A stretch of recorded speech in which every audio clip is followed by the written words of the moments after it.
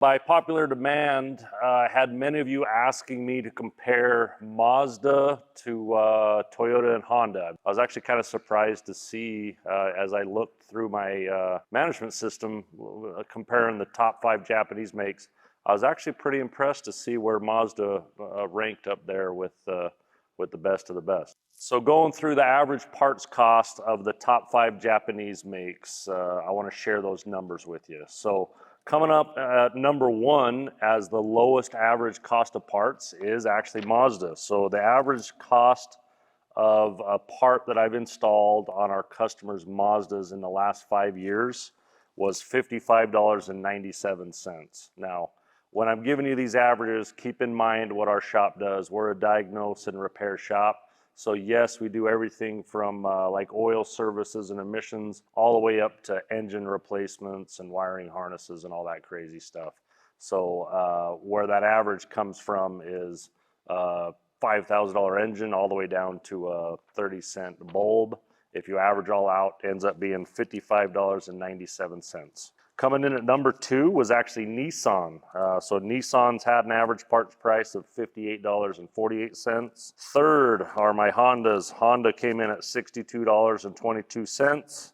Toyota came in fourth, $70.90. And all of our poor Subaru owners, Subarus are very popular here in Utah. Subaru owners spent an average of $73.83 on their parts. So with Mazda coming in first at $55.97, while Subaru came in last with an average of $73.83, you can see from the list that Honda and Toyota was kind of mid-pack as far as actually cost of repairing those cars. Doesn't really speak to reliability or anything, but something interesting to think about, because I get people asking me all the time what vehicle they should buy from a reliability standpoint, from a cost of ownership, cost of repairs. So it's interesting to see that Mazda owners actually pay a little bit less on average, at least in my shop the last 5 years for parts. So the next stat I want to share with you is actually the average cost of the whole repair across the same 5 makes. Kind of interesting numbers here. So let's get into them. So coming in at number 1 at the lowest average repair order cost is Honda. Honda came in, our Honda owners have spent an average of $815.39 every visit. If you average the lucky guy that came in for a $50 oil service, all the way up to the unlucky person that came in for a $5,000, $6,000, $7,000 engine replacement. The average Honda owner in our shop over the last 5 years has spent $815.39. Coming in number 2, Toyota. $850.51 is the average repair order in our shop for Toyotas. Mazda came in third. So Mazda, $896.09. Fourth was Nissan at $909.86. And once again, you poor Subaru owners, $1,006.22. So Honda coming in first with an average repair visit of $815.39. Toyota taking that second place, and Mazda coming in third with $896.09. Kind of interesting to see. So Mazda had the lowest cost of parts in relation to like Honda and Toyota, yet Honda and Toyota owners as an average spent a little bit less. So what that tells me is the average Mazda owner needs an extra part or two per visit than what the Mazda owners do. Because looking through labor guides and stuff, Mazdas are not more difficult to work on. It's not like they got higher labor costs. So it's my best guess that Mazdas just need a couple extra parts here and there, but it's very tight. I was actually expecting to make this video kind of beating up on you Mazda lovers, because you had some pretty strong opinions when I'm making my Honda and Toyota videos. But surprisingly enough, hanging in there with what I consider the top 2, really close. Now, unfortunately, my software doesn't make it easy for me to look up frequency of repairs and frequency of like severe repairs. That's definitely a stat that would be very important to look into. You know, it doesn't really matter if say Honda has the lowest average repair cost if you're bringing your Honda into the shop twice as often as your Mazda, right? I don't have the ability to find those numbers easily. And once again, I make my living doing auto repair. This YouTube thing is just something we enjoy to do.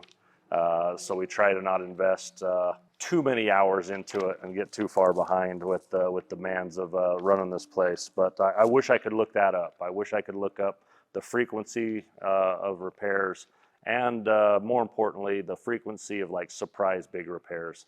I don't have that data, but in talking to the 9 technicians we have here and just talking to my service advisors and then just kind of going through the day-to-day, looking through tickets and kind of trying to remember, it looks very similar. I don't see that between Mazda, Honda, and Toyota that any of the 3 are coming in more regularly.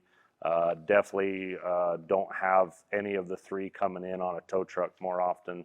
So I think they're actually pretty tightly comparable as far as reliability from the repair shop. We don't have, I don't hear that somebody has a Mazda and be like, oh shoot, awesome, you're going to see me way more often than my Honda customers.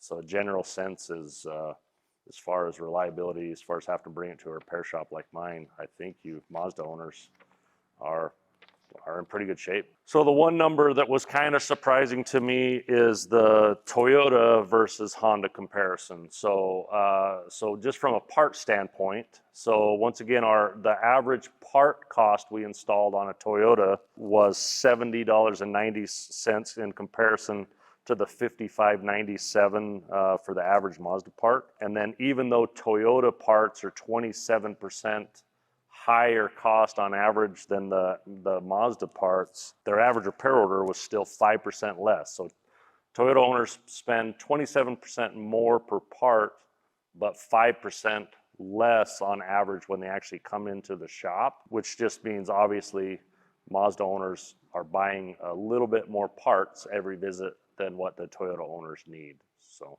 it was kind of an interesting stat, but it all washes out. You know, they ended up with a repair order within 10, 20 bucks. So it wasn't like a huge life-changing difference. So once again, I've been doing auto repair for 30 years now, and I've never been a huge Mazda fan. I've never hated Mazda. I've just never got excited to go drive one or own one. When I test drive a customer's Mazda, in comparison to driving, say, a customer's Honda or Toyota of the same vintage, especially years ago, engine mounting's a little less lovable. You know, you feel a little bit more of the engine vibrations. They just don't seem to drive quite as nice, a little bit more road noise. But especially in the last 10 years, they've really brought that around. The newer Mazdas actually drive quite well. But I would say early 2000s, 2010s, I was seeing a lot of Mazda engine failures. And then just when you drove them, they just didn't, I don't know, they just didn't seem to drive. They felt cheap driving them. They had a lot of interior rattles, had a lot of climate control issues. They just seemed less solidly built to me back in that time frame. But I would say in the last 10 years, nice work, Mazda. They're actually a pretty decent driving vehicle. They've come a long way on their odds and ends, like interior rattles, their climate control. Their paint's gotten a lot better. That was one concern. My youngest daughter doing ceramic coat and detailing. Mazda paint used to be a little thin and a little orange peely, to where she says they were really hard to cut down and buff properly, whereas all these newer ones, she says, look great. So overall, I don't have any. I guess I don't have the results that I expected to have. I expected to stand in front of you and tell you how much greater Honda and Toyotas were than Mazda, and why, if you own a Mazda, you're going to have to come see me more often. But that's actually that's surprisingly untrue. Mazda's up there, you know. Not only is it in the top 5 Japanese makes, but one could argue it's in the top 3 there, obviously by the numbers I have. So yeah, it's kind of interesting to see that. Been getting a ton of positive feedback lately, so thank you so much for liking our channel, watching our videos, and especially for taking the time to actually type up a nice comment. There's a few bombers in there, but we don't worry about those little guys. Everybody has a bad day in their mom's basement, right? So not a big deal on those ones, but no, really, the feedback has been great, and that's what motivates Braden and I to get up at 5 in the morning to get all this gear out and stand in front of this camera and make these videos. So thank you for watching, thank you for subscribing, and thank you so much for all the nice comments. I really appreciate that.